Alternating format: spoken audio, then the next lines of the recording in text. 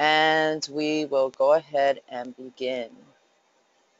Okay, what I'm going to be doing is toggling between the PowerPoint and the actual submittal that was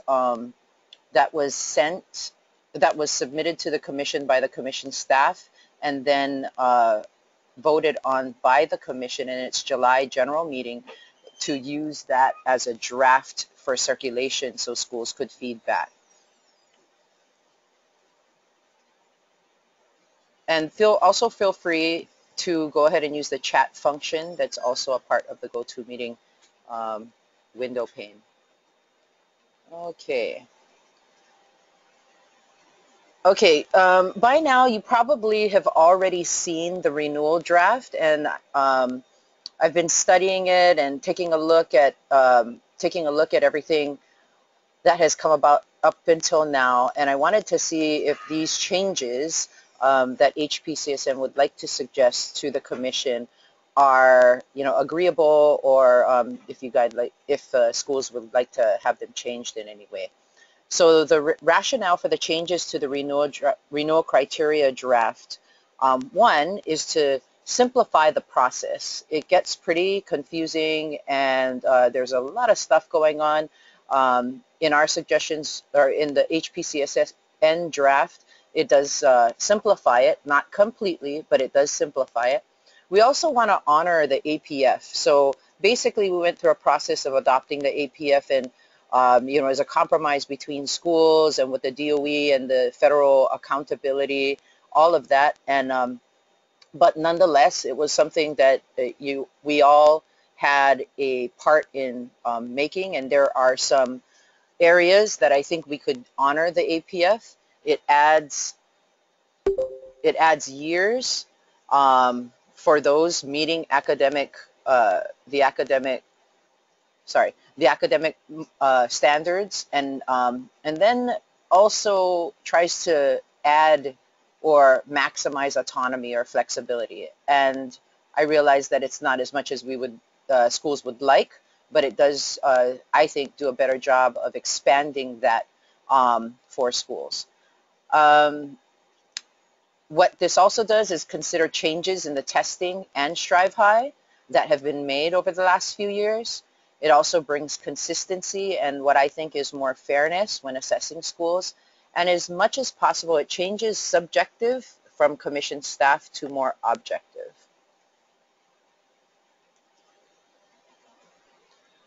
Okay, so outside of this process, and one can argue that you can, advocate for these items within the process, and we will try to insert that. But one of the things that HPCSN, or what I would like to do, is just to make sure that this draft doesn't move forward without some very important changes.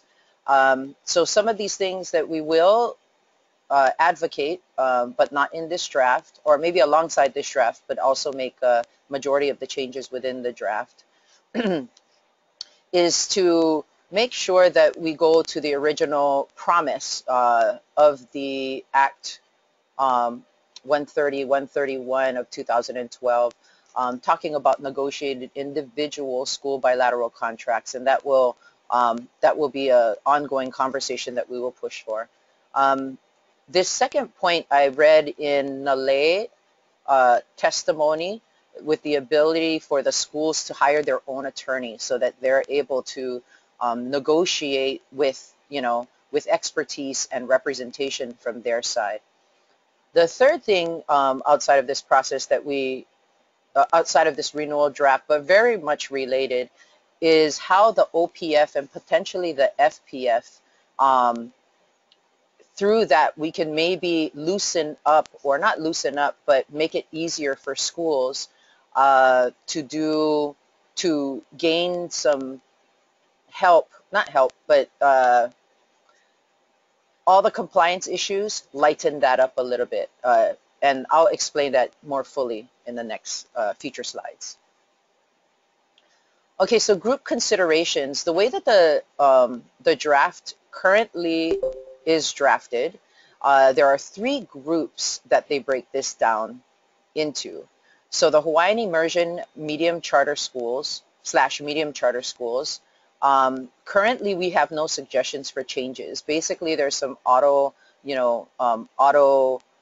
renewal or extension of the contract based upon Hawaiian assessments. And if there are, any Hawaiian immersion / medium charter schools on the call and you would like to suggest changes for this area, we will be definitely open and can put that in our draft. The second thing is new charter schools. For all new charter schools, the essence of chartering is, at least for the first term of the contract, that you should have at least 5 years to get established and then also start to show, your success. So whether you have currently a 2-year contract or a 3-year contract, or in Ka'u's case, a 1-year contract, despite what kind of data you can pull, each new charter school should be given an automatic extension to a 5-year contract. So if they currently are on a 2-year or a 3-year, give them an extension that would be a total of 5 years from its initial contract date. And then the other suggestion, I think they listed as non-Hawaiian immersion schools, and I got that. I'm sorry. The other suggestion is the third group, which is other than, and they had non-Hawaiian immersion, but I got kind of confused with that term. So I just say other than Hawaiian immersion and new charter schools, and this is the process where majority of our changes will take place, or suggested changes will take place. Okay, so the process for this group, I'll just go over it and then go into detail. Step 1, create brackets for the contract renewal terms. Step 2, determine the ranking. Step 3, determine contract terms. Step 4, establish foundation for future actions. So the renewal or non-renewal for bracket 2.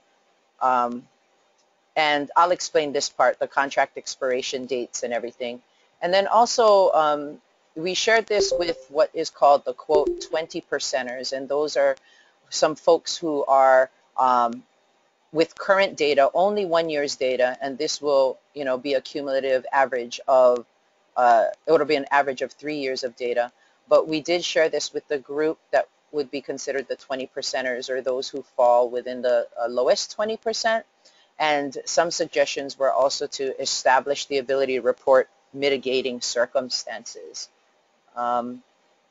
Before I move forward, I'm just going to look at the chat and see if any. Okay, I don't see anyone necessarily wanting me to stop at this point, so I'm going to move on. Okay, so step 1, create brackets for contract renewal terms. So what I'm seeing here is there's really no need to recreate the system. I think what it was a good effort, I think, that was put into place to put the 4 brackets. But I think we only really need 3 brackets, and I'll tell you why in just a second. The other thing would be, sorry, this is blocking my way. Hold on a sec. Okay, use the APF to determine the brackets and then remove additional indicators. And I'll tell you why, or the rationale for the removing of the additional indicators. So establishing the brackets, bracket 1, according to the APF, which is the part of the academic performance framework in the charter school contract, if a school is performing in the upper 50% of all schools in its category, so whether elementary, middle school, or high school, in my opinion, if you meet standard, you should automatically get a 5-year contract. You met the standard for academics. If you're put into that standard, if you put into that group of bracket 1, basically we know that a lot of our schools have additional, aside from the way that Strive High measures academic improvement, a lot of the schools have its own missions. And once you are performing in that upper 50 percentile, then it is my belief that, you should have the flexibility to do whatever and not have to be either academically monitored or have a short contract, but you've proven yourself to earn that 5-year. So how does that compare? I'm going to move over to the PDF. So this is the draft submittal, and I'm just going to skip down. Excuse me for doing this, and the handwriting is pretty terrible on this, so I was using my tablet. But what they do here is this is what the what the submittal says. It breaks it down into 4 categories: bracket 1, 2, 3, and 4. And you can see the changes here. It says average percentile of 90% or higher. What we do is we expand that to say that if you're 50% and higher, that you are in bracket 1. If you are in bracket 2, that would be the commission's drafts bracket 3, the average percentile ranking of 21 to 49, and then bracket 3, the commission, which is the old commission's bracket 4, is average percentile ranking of 20% or below. Okay, so that's the first, what I would think is the major change. I'm going to go back to the PowerPoint and then see if there's any comments. Okay. I don't have any comments, but if anyone has any questions up to this point, feel free to unmute yourself. Okay.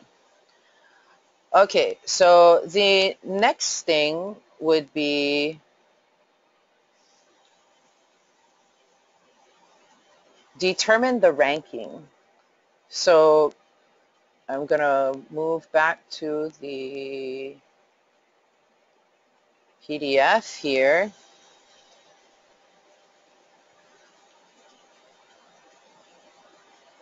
Okay. Oh, sorry. Instead of going to the PDF, let me go ahead and show you. There you go. Sorry. Okay. What we had seen is when you're taking a look at Strive High and the different assessments and the APF, this is kind of, I expanded the table that was in the renewal draft, the commission's renewal draft. So some of this information, fall of 2013, which means the year that you were tested was school year 12-13. There was in existence was the first year Strive High results. And then the APF had not been developed yet. And we were currently, or the schools were taking currently the HSA. So you can see that here. This is fall. Let me see. This here, fall of 2013, first year Strive High results. The APF was not developed yet. And the test that was being used was HSA. So in fall of 2014, school year 13-14, there was a second year of Strive High results, and then there was a first year of the APF results. And if you remember, in this APF, it showed 2 other indicators. It was, and the results from that year, some schools did really good, some schools did okay, and some schools, didn't do as well. But nonetheless, there were 2 more indicators in this APF. And then the test was a bridge test, which did a transition from the HSA to what is called the SBA, or the Smarter Balance Assessment. So for last year, fall of the results come out fall of 2015. The school year that is being assessed is 14-15 here. The third year of Strive High results, so they were using the same Strive High measurements. It was the first year results for the APF 2.0. So the 2.0 made some changes. So this was the first year of the APF 2.0 where they eliminated 2 of the measurements. And then it was the first full year of the Smarter Balance Assessment. Fall 16, which is the school year 15, has the first year Strive High 2.0 results. So this is for next year, for this year's assessments, this school year's assessments, but they're changing the Strive High, and I think there's significant changes. And those changes, I'm calling them the 2.0 changes. So Strive High 2.0. But the results are going to come out fall of 2016. It'll be the second year of the APF 2.0. And then the same, from what I understand, the same test, SBA. The timeline continues to say December 2016, the contract renewal process begins. June 2017, the current contracts expire, and the new contract term begins July 1st. Fall of 2017, I just put this here because, you know, we're not sure as to what will happen. Will there be changes in Strive High again? Will there be any changes for the third year of the APF? I'm sorry, for the APF, or any changes in the tests? We're not sure.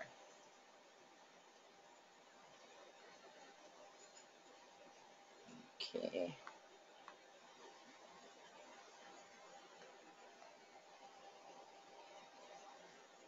Okay, I apologize. Hold on a sec.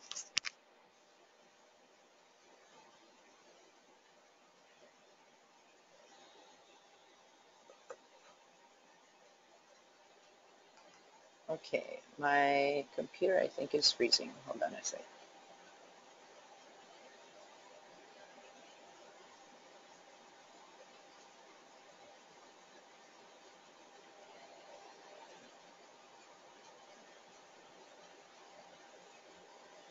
There you go.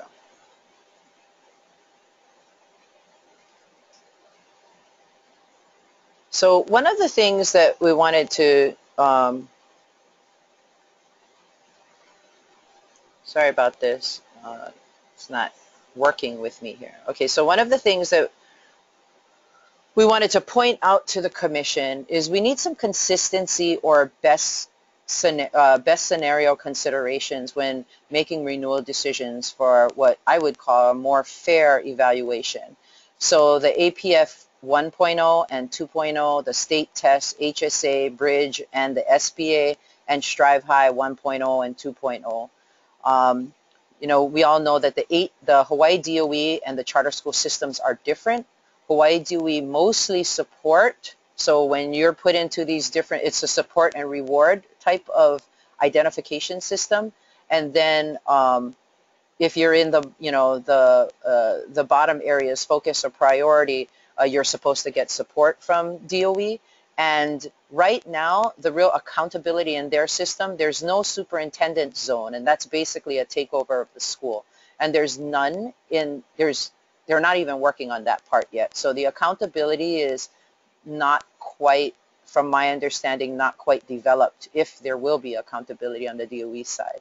However, for charter schools, they can possibly face closure. So I think that is, you know, we try to make that difference known to the commission and others to make sure that they understand that our system is different. It is primarily an accountability system with the contract and the performance frameworks.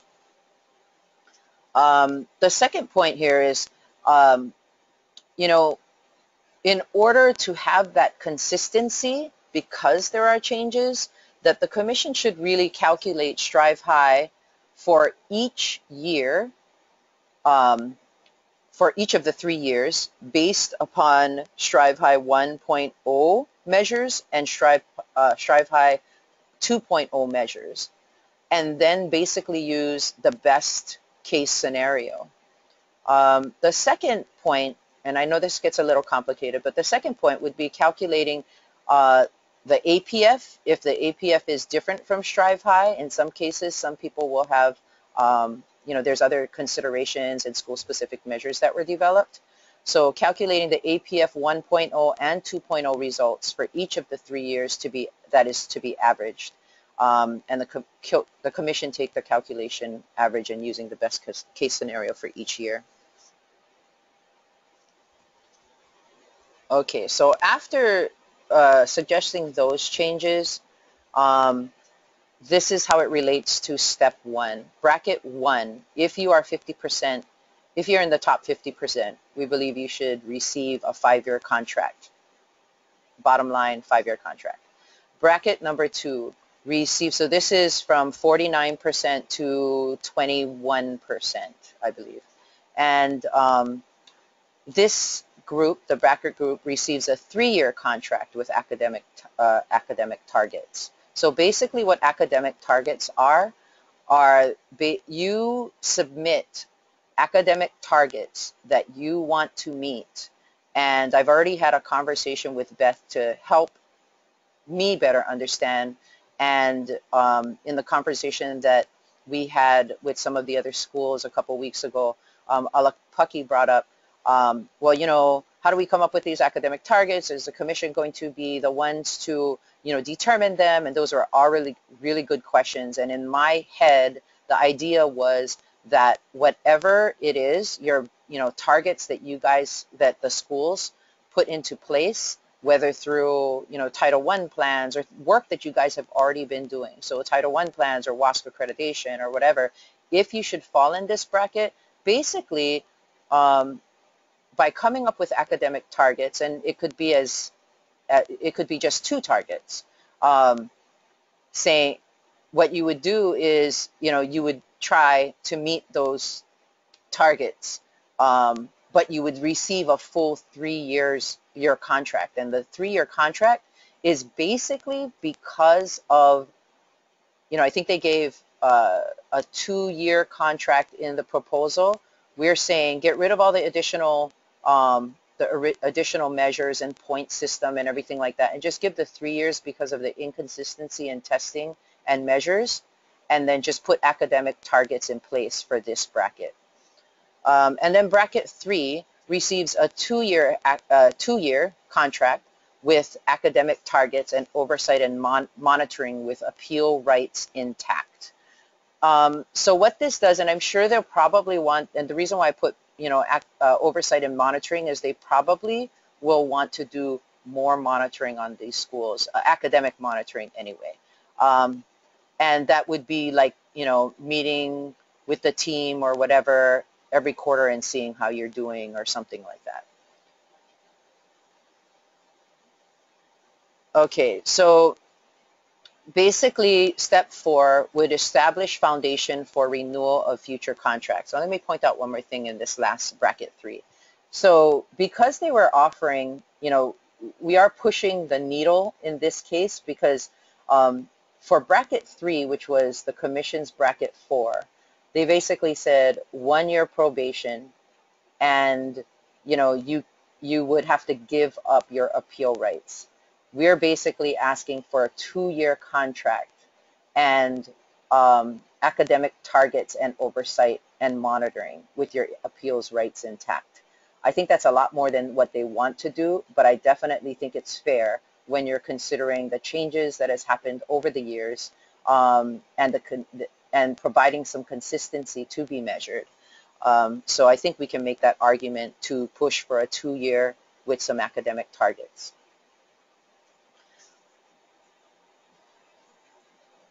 Yes, I saw Steve's comment in regards to the superintendent zone, as well as Pili Mai, and I will be recording all of the comments and making sure that we have that in our report. And if you do have any questions, just remember to go ahead and you know, unmute yourself, and then I'll see if I can answer that question at that time. Okay, so what is step 4? Step 4 is basically to establish a foundation for renewal of future actions. So renewal or non-renewal for bracket 2 and 3 schools. The school can provide, okay, so this is the area where Curtis was on the line on our initial call of the 20%ers, and he said, you know, there are other circumstances that some of these schools are going through that cause tremendous strain on the ability to provide, provide uh, uh, the academic support for student learning. So, of course, the lava flows, hurricanes that affect school days, all of those types of things. And we came up with this language that the school can provide claims of mitigation, and the commission staff is mandated to verify if claims are present, not to make a decision on them, but if claims are present, and report that information to commissioners for consideration. Okay, so this just restates that the bracket 2 is 49% to 21%. Contract to include customized and specific goals that need to be met by the end of the 3-year contract. Measures and mandated outputs to be submitted by charter school and then approved by the commission. And then bracket 3, below 20%. Contract to include customized and specific goals that need to be met. So this is, and these goals, when I talked with Beth about them, they don't have to be exactly like Strive High. I brought up like Lexile scores. I said, so what if they're using a system that measures Lexile scores and they say we want to have this certain amount of growth for kids throughout these grades or whatever. Whatever that measure is, and you'll have to talk with the commission.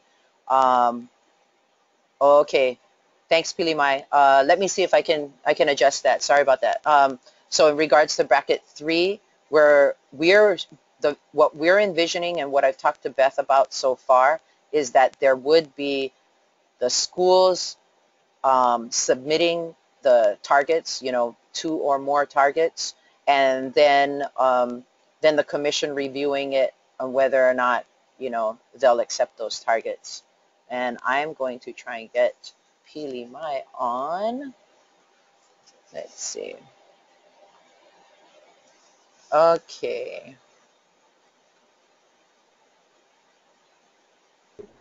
Okay, Pilimai, you're unmuted. Is it working? Let me see. There you go. I can hear you. Okay. That's what I'm chatting now. I moved up so I can chat. Thank you, Lynn. Okay. Okay. If you include like some financial support measures in bracket 3, not just accountability measures. Yeah. There may be actually some financial support, and the reason I didn't get this confirmed with Beth, but when I talked to her, we informally spoke about if you're in that area of being financially monitored, that there might be potential, or she was agreeable. In fact, she suggested it, that maybe even the commission, pay for some consulting that will help you with the work that you're doing on the ground or something like that. So what we'll do is we'll follow up as the conversation continues, and then, the reality of providing that funding. And I have no idea what that might be or how much or anything like that, because that's a, informal discussion that I'm having with her right now.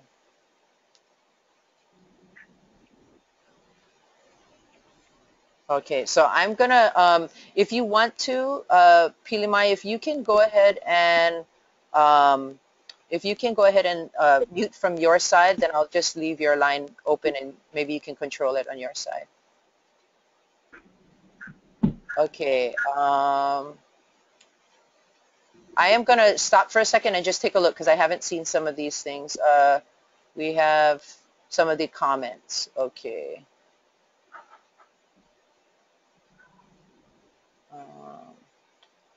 Sorry about that. Let me just look. Okay. Is WASC accreditation also considered in contract renewal? The WASC accreditation, they're after doing some, let me read the whole thing, sorry. A school may be in bracket 2 or 3, but making progress gains, but school change and reform takes time. There are plenty of deals that are not a problem, but accreditation based on, yes. Copyright pictures within the APF. Yes, and so if you, so going back to number 1 in regard, you know what, Pilimai, I think I'm going to have to just go ahead and chat, I'm going to go ahead and mute you so that there's no background noise. But okay, so they are working to see, and I know I wasn't able to attend. Malia from our office went instead, but she did report back to me that there were charter school leaders there talking about having WASC be some kind of weight or consideration in the APF, or not just the APF, but might be the APF or the OPF. And from that standpoint, they're looking at how to do that. And I did talk with a follow-up discussion with Beth, and she did say that they're looking at that and figuring out how to do it. Secondly, if that's where kind of your WASC plan, if in your WASC plan, if you have, targets that you want to meet for school improvement, academic, improvement, if you're meeting those targets, you could be, or whether or not you're meeting those targets, you could take those targets, and if you're in between 49% to, and below, you could use those targets as what in this it's called academic targets, but it's basically school-specific measures in my eyes. So whatever you're using to measure your academic achievement through your WASC plan, if you fall 49% or lower, you can also use that. So I'm not sure if that answered your question, but it's related. Okay.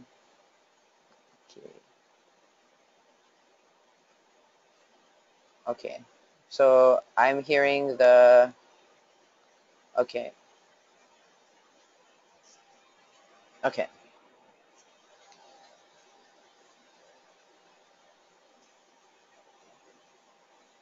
And please, if anybody wants to, talk about it more in a conversation with other schools, just go ahead and unmute yourself on any of these issues. So the OPF and FPF incentive, I'll go back to the actual submittal and show you. Well, you know what? Let me do that now. Okay, so as you can see, when we're talking about all of this basically eliminates this whole bracket 2 information, bracket, all of this. The Hawaiian immersion schools I kept in place. The performance reports, depending upon what will happen with draft changes, that might change. And then going to these contract renewal procedures and estimated timeline, I'll come back to that. And some of these other things, I'm going to quickly go to the area where we talk about the OPF and the organizational performance framework and the financial performance framework. So this is the application that they had put and attached to the draft submittal. Okay. So this is where we start to say, it's under this section of the draft report. It says charter school performance, renewal performance report, and then it says organizational performance, add ability to earn more autonomy, less compliance in these areas, organizational performance and financial performance. Okay, so from what I heard from schools and listening in the performance and accountability committee, there wasn't too much pushback on like this part, which was, how to come up with the annual rating. If I'm getting that, if I'm not getting that correct, then please let me know. But the folks that were in the meeting, it didn't seem like they were pushing back on the specifics of these. It was more broader, bigger issues. However, just if we could, however, this is the recommended changes that I'd like to see us. I'm sorry, hold on. Okay. Okay, I just wanted to make sure that we were still on. Okay. Charter contract renewal eligibility. I made some of these changes so this particular part of the form reflected what we talked about earlier. But when they start to look at this part, which is this area right here, and they start to say you can add points if you're meeting or not meeting, financial standards, and then that would add to whether or not, you would have an additional year.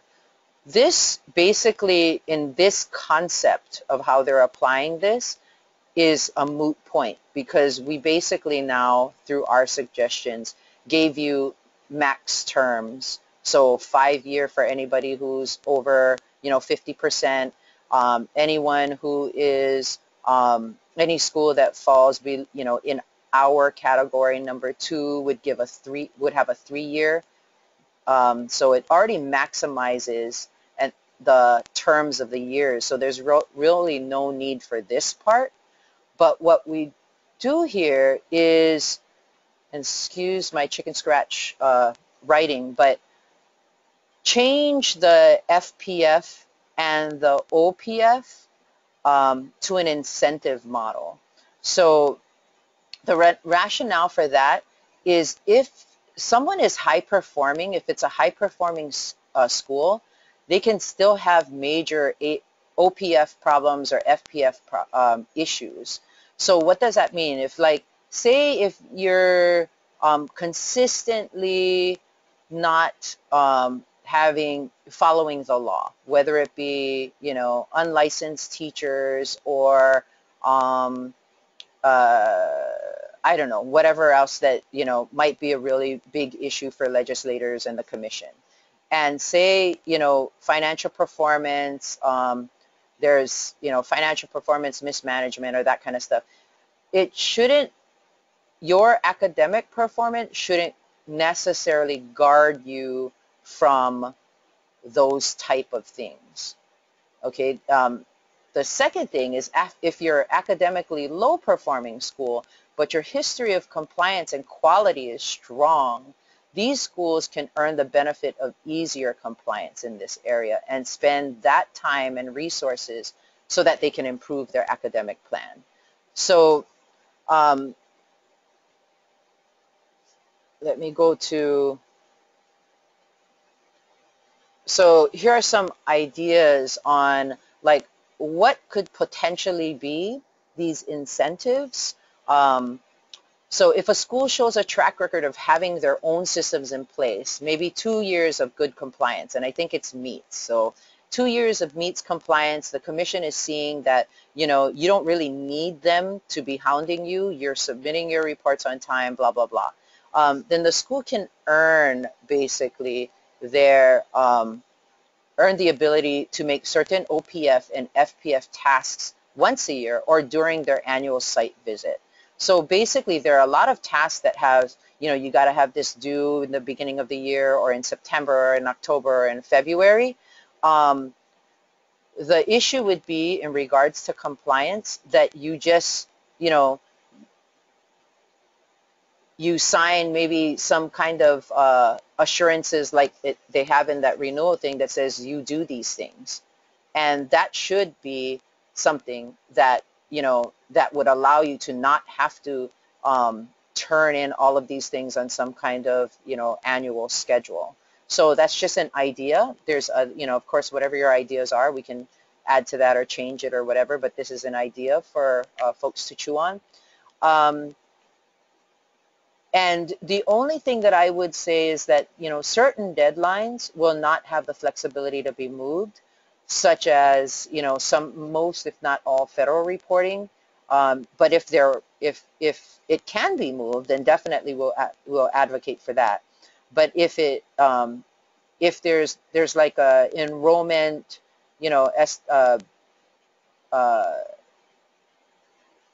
like enrollment counts that's due or, that sort of thing, those types of things probably will not be able to be, changed.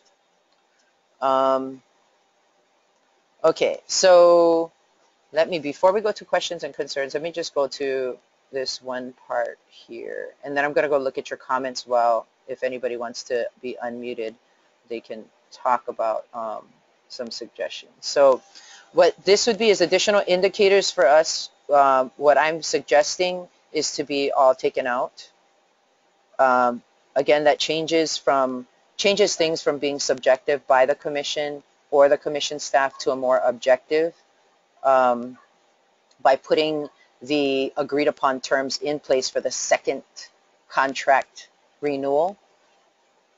Renewal narrative, all of these things would be taken out. And then here is the general statement assurances. This is kind of an aside, but I did want to highlight some areas that bring attention to some areas. I'm thinking, anything that has to do with SPED or anything that is the responsibility of the state, that there would be language that reflects that in the statement of assurances. And then there's this particular one, item number 11 in these assurances, that talks about the audit, and basically that needs to be reviewed, especially because there is language in the current law that allows for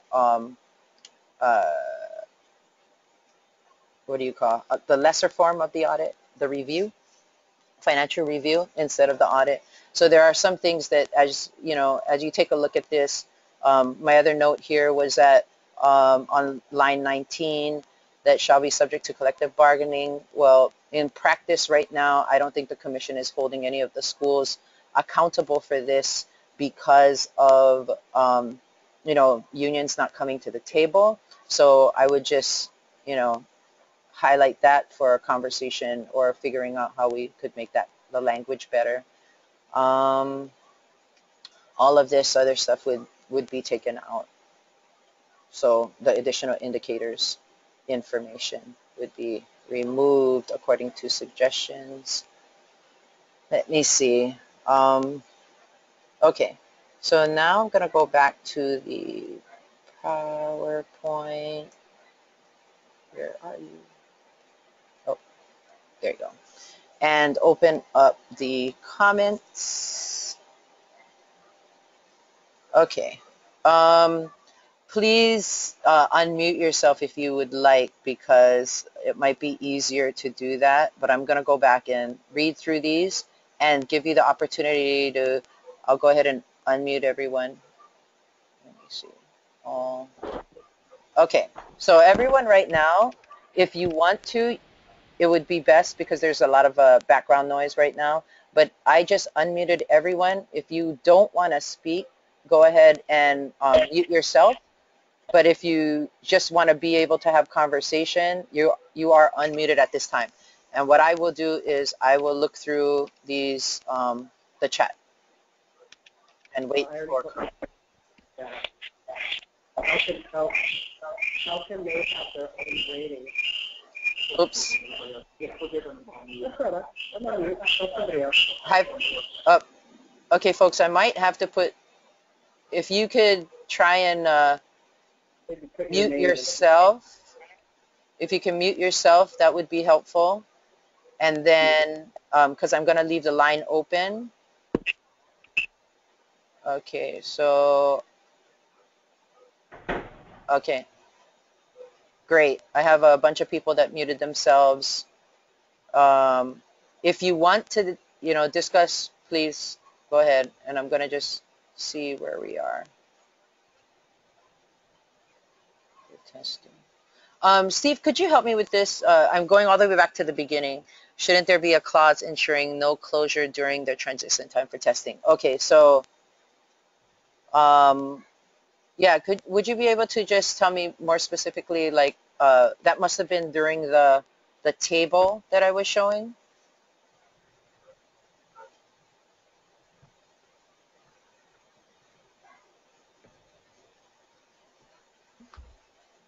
Hello?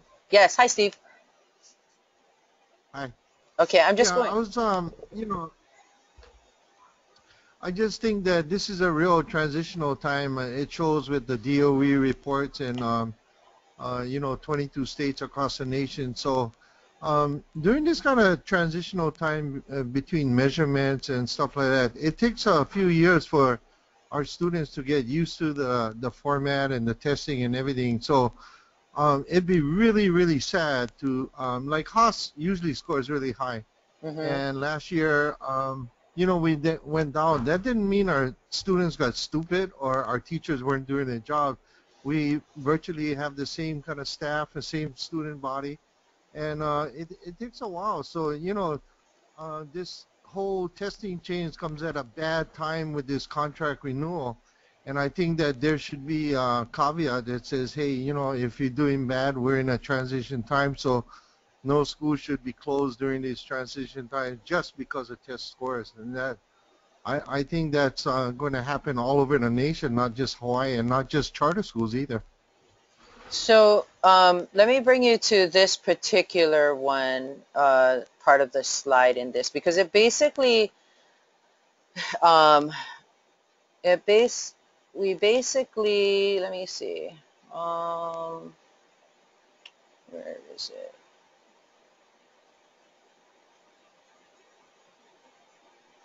Going back to here. I guess I thought I had made a slide for this, but I guess I didn't. Hold on a sec. Okay, so what happens here is this is 2015. According to this proposal, everyone will have a contract, at least everyone on all levels will have a contract that at least the earliest expiration date would be June 2019, and that's for those who are in our bracket 3, which is the 20%ers.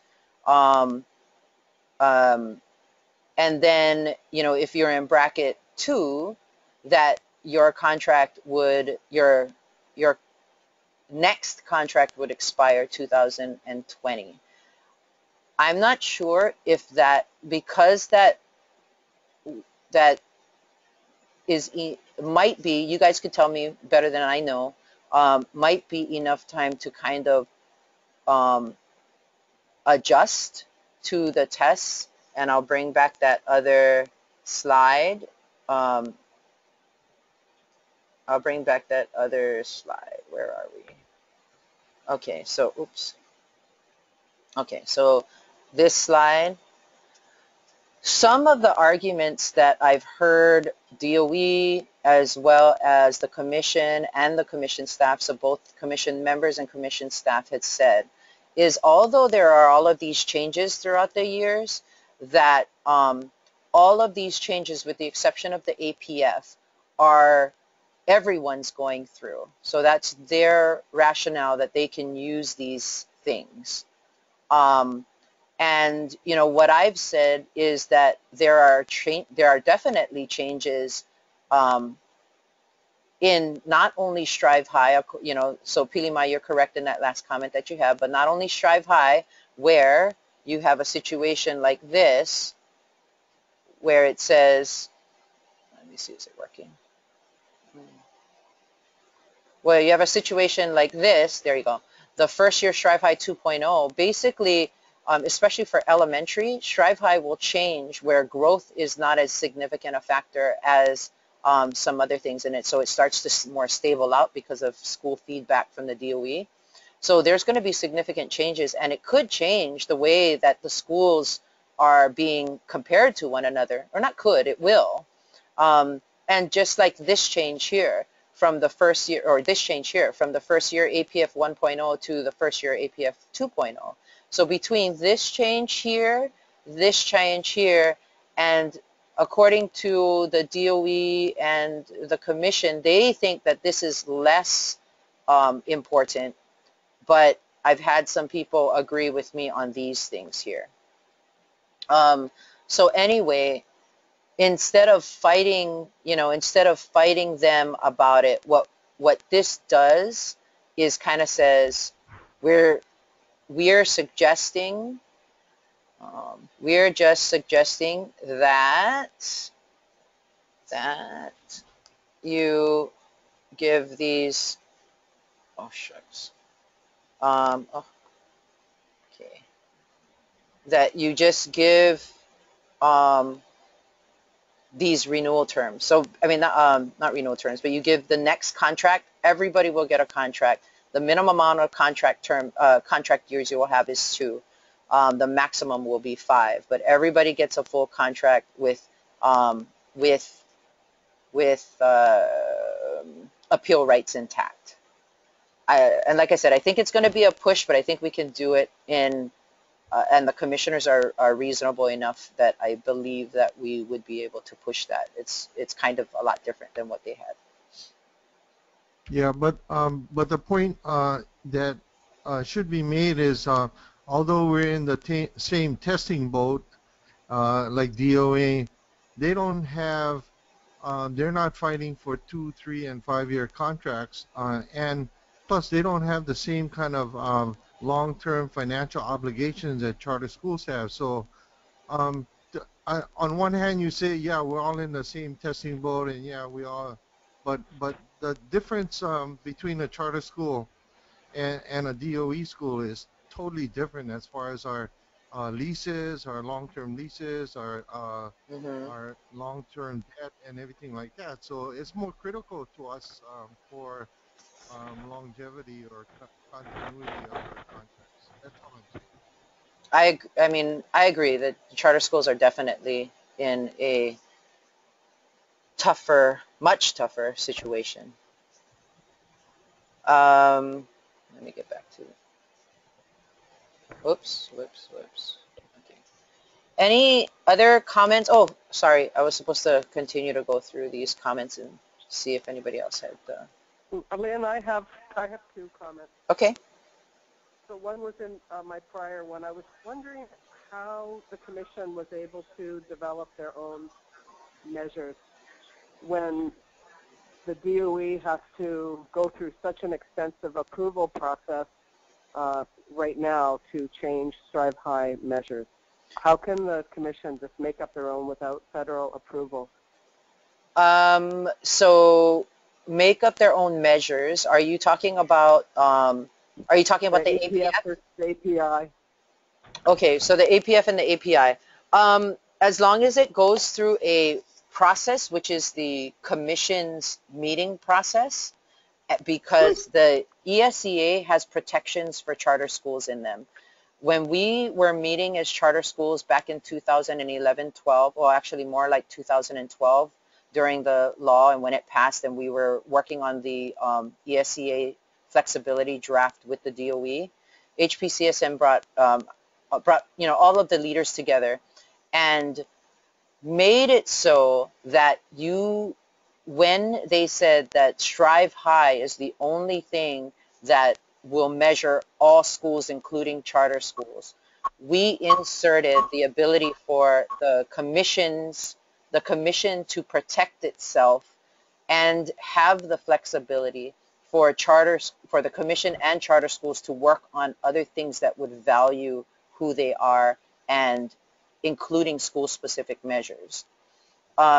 So that's in the ESEA approval, and that was, from my understanding, when I spoke with DOE folks, they said that that was preserved, and we wanted that, and I think we will continue to want that, mainly because it was something that we all fought for, in making sure that we weren't only going to be held to the measures of Strive High, that we could also fight for other measures that more accurately represented the school.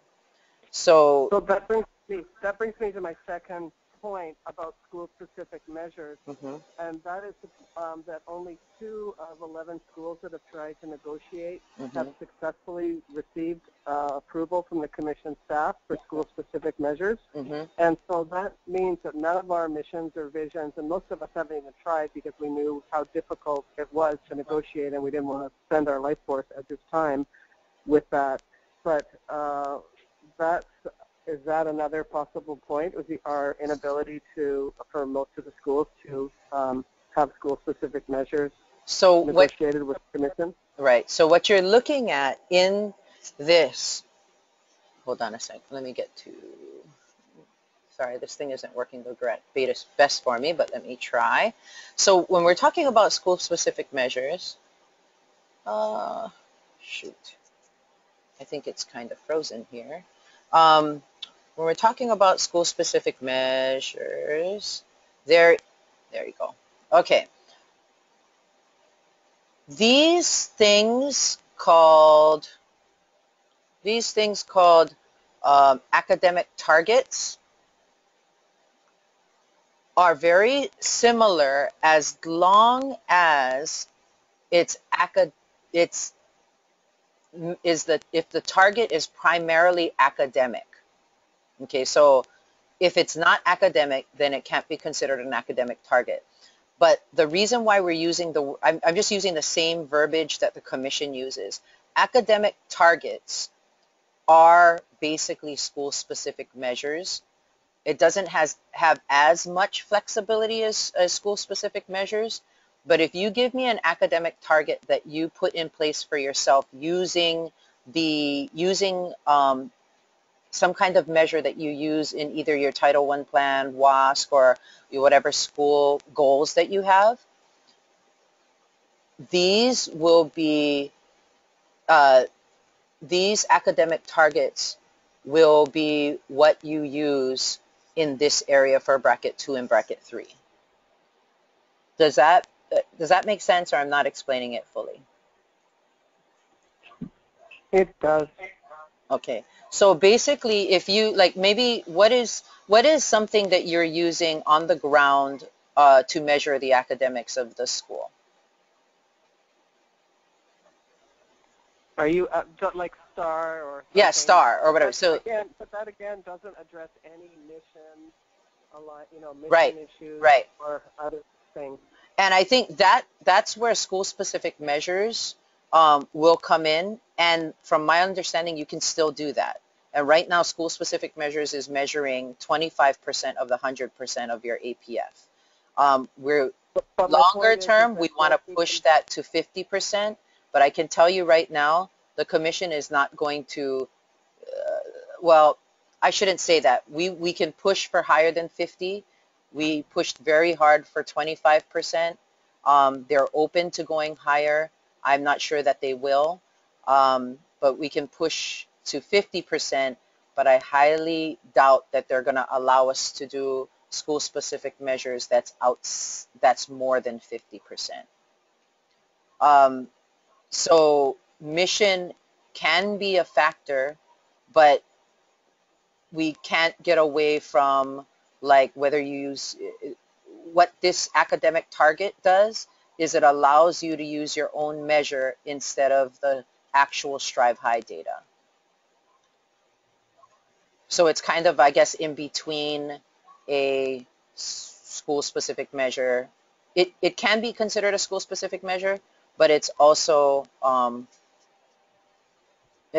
academic target. I didn't explain that very well, but I hope you understand that.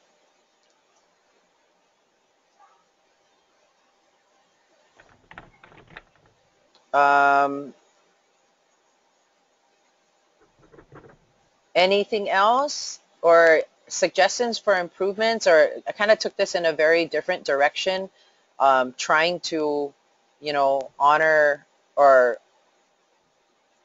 trying to expand things for charter schools and, look for ways to increase flexibility and autonomy. I'm sure it's, far from, well, it's definitely far from where charter schools were originally.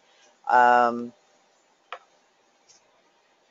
I'm definitely open to any suggestions or changes, even if they're wildly different.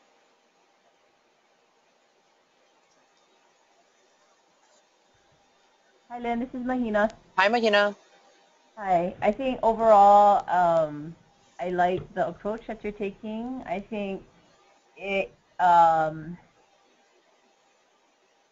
can get really muddy real fast when we start going into the details of it all. And so what this allows is it allows everyone to kind of approach it in a more simplistic way, with the way that you're proposing, let the details kind of fall away.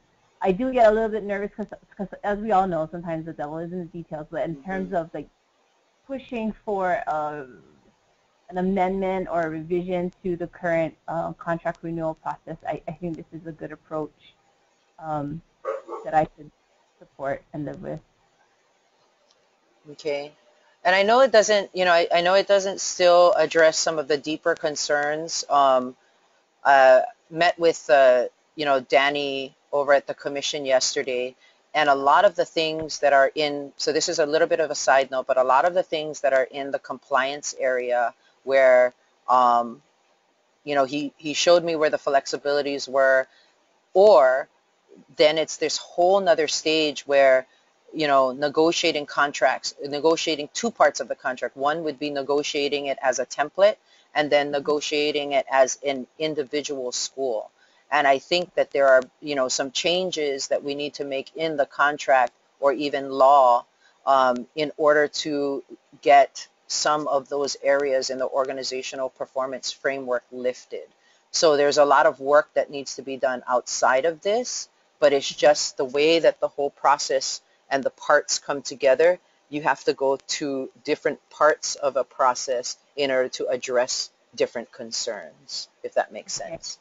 I hear you. My one concern or question, still lingering question is, and I may have missed this. I came on about 10:15 on the call, but how are we gonna? Can you restate your approach in trying to secure the appeal right of governing boards? Because I think that's a major portion of this package that you're proposing. Yes. Right? So there's only one part to where the commission suggests that you trade your appeal rights, and so that's if you're falling in if you fall in the 20% after they do all the assessments and averages, then they give those who fall in the 20%, bottom 20% of each category, or I should say each division of school. Then they say to those folks, you can either, the existing draft says, you can either take on a probationary year and forfeit your appeal rights. And what we say for that group is that your appeal rights are intact and you get 2 years of another contract. So you're automatically renewed for 2 years. However, to the negotiating part of the compromise, if you will, with the commission will be that the school, if they fall in this area, needs to set academic targets and meet those targets in order to, as a way to determine what their next contract will look like. So whether they get contracted or not, or renewal or non-renewal. So it leaves appeal rights intact for no matter what school you are, and it actually takes all of these different brackets and it gives you like more time. It gives you a longer term than what they were suggesting. So we're maximizing it all and not giving up appeal rights for the 20%ers. I really like that reworking.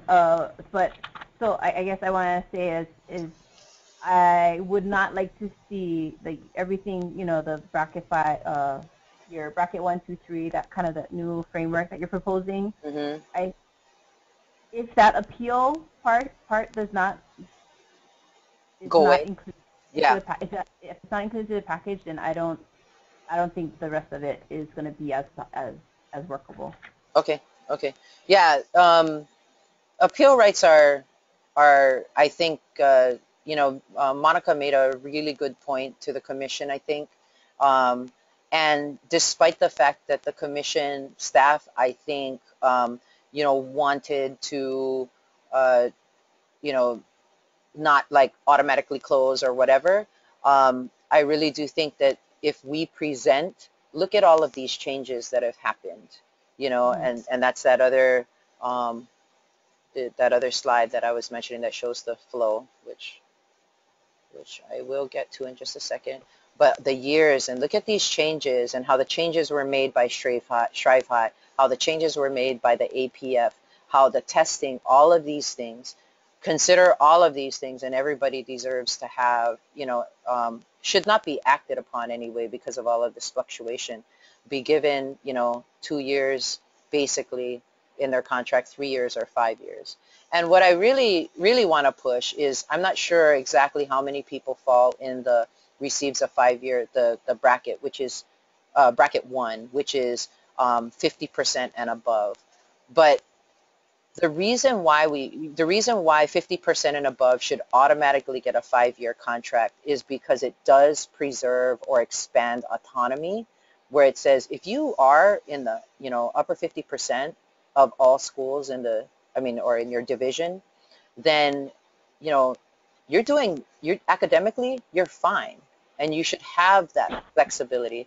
And the purpose of having that bracket 1 do that is to help, and the purpose for the OPF and the financial, the organization and the financial, is to get the commission and the staff in a mindset that says, let's grow autonomy for those schools that are, you know, are producing results. So if you're producing results in the way that they measure it, then you should have the autonomy to do things that you need, you know, would like to do.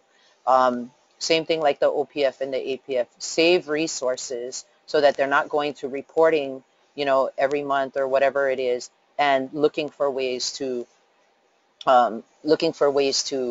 better do that once a year or whatever it is, so that they can do the monitoring that is in the law, but not overdo it for schools that have proven to, you know, to have their own internal systems that hold them to these requirements.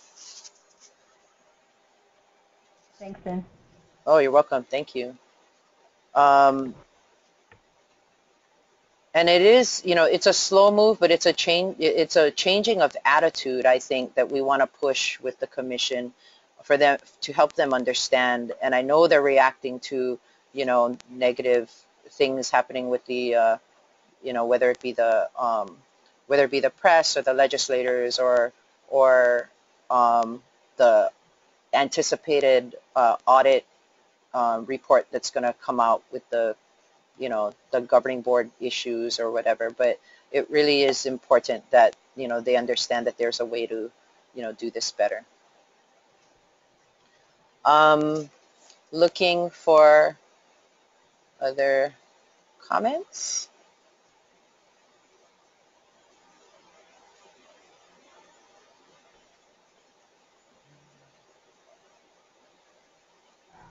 So the next step is basically what we will do is look for, circle back with schools, either myself or it'll probably have to be me, or I'm not sure what is the best way. Thanks, Mahina, because I think that's helpful. Maybe I don't have to call you, but I'll try and make calls to everyone to just try to see, you know, if they had a chance to review this and make other suggestions for changes or strengthen the proposal, or you know, help with providing more data or information that will, you know, help to convince them to change the draft. But the next steps would be to do that, you know, secure or finish making the changes, and then just seeing where schools are, and if we can adopt this as something formally, this or the improvements to it, to the commission. They're going to be, my understanding is the first crack at this, that the Performance and Accountability Committee, will be next Thursday.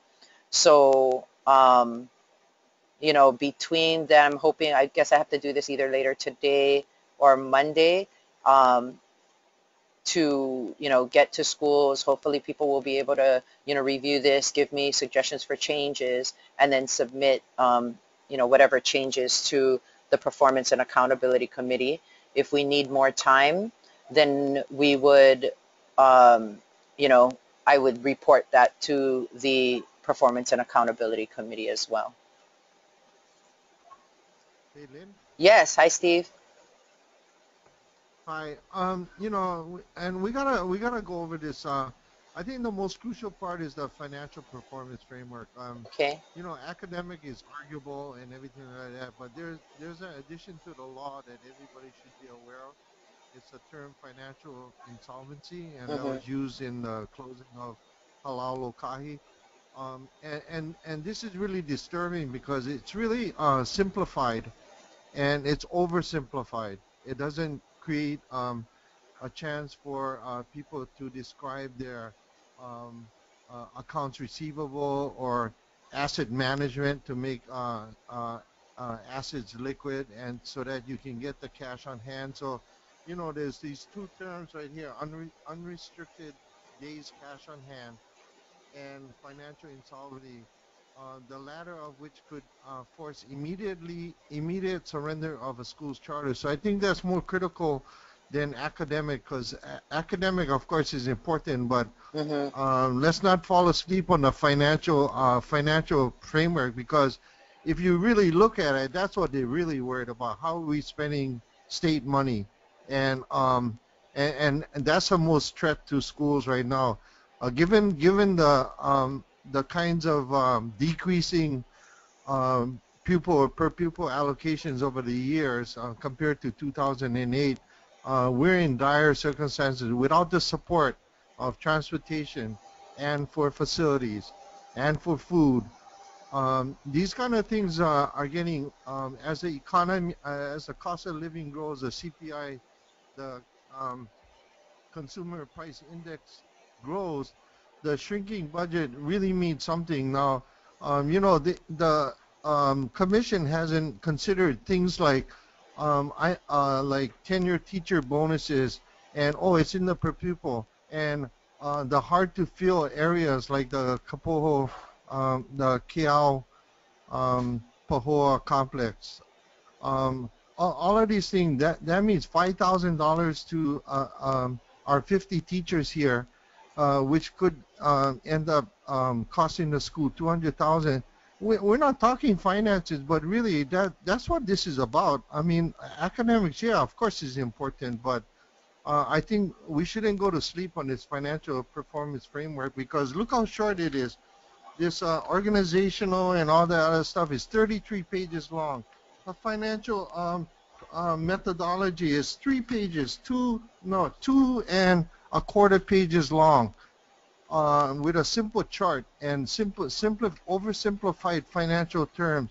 And so I'm saying that we should really pay closer attention to that, because that's really the critical need, and that's where schools are going to start finding themselves in trouble.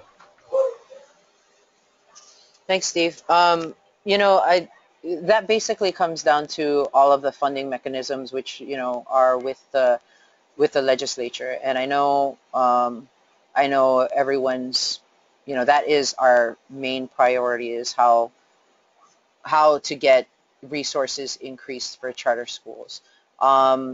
We could definitely bring that up in, you know, have this basically for to answer this particular process, and we have already we continue to bring up the financial issues, and the commission is very much aware of that.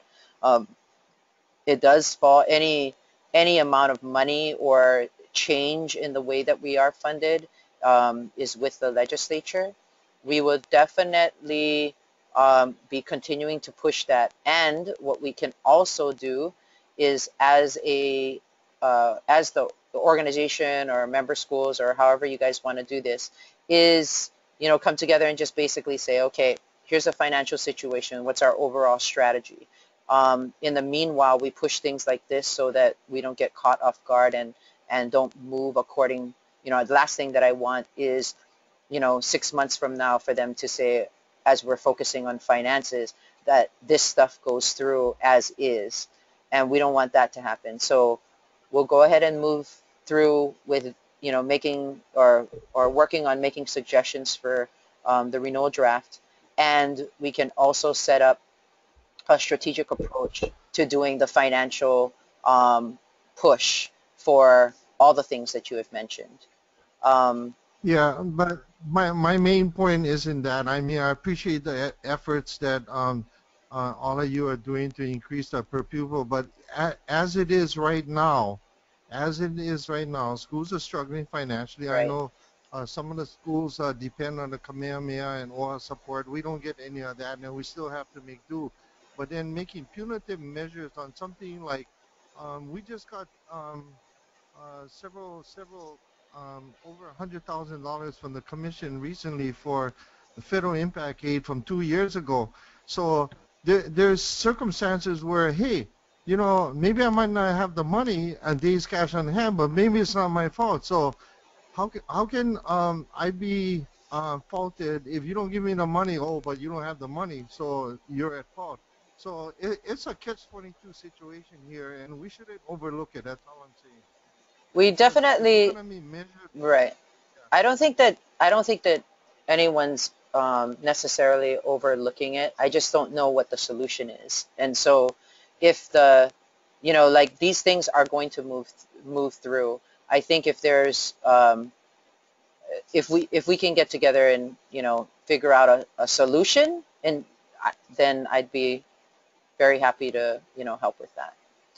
Pilimai is asking, I think it's Susie and Pilimai, about the PowerPoint and my chicken scratch, notes um, on the renewal draft, and I will have that available. Oh, and the whole board, awesome. Hi, Cool Clouds board. We'll make available both documents because it's better if you can see like the markups on the renewal draft as well to better understand the concept of the PowerPoint.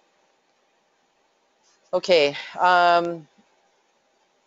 so I do have some follow-up to Steve's and others' comments, and I will be working on that as well.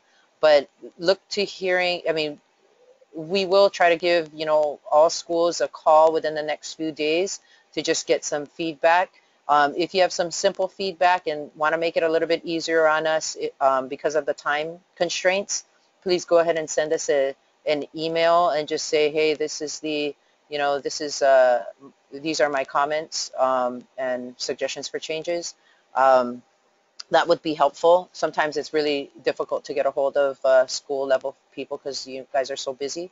But other than that, if there are, do you guys have any other questions before we conclude for today?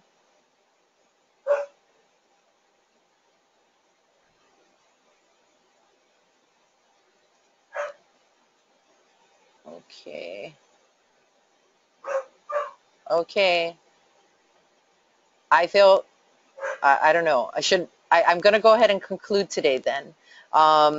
If you do have any other questions or anything, go ahead and give me a call or send me an email, and I will definitely be reaching out to everyone individually to get feedback from all of you. Thank you so much. Oh, thank you. Mahalo.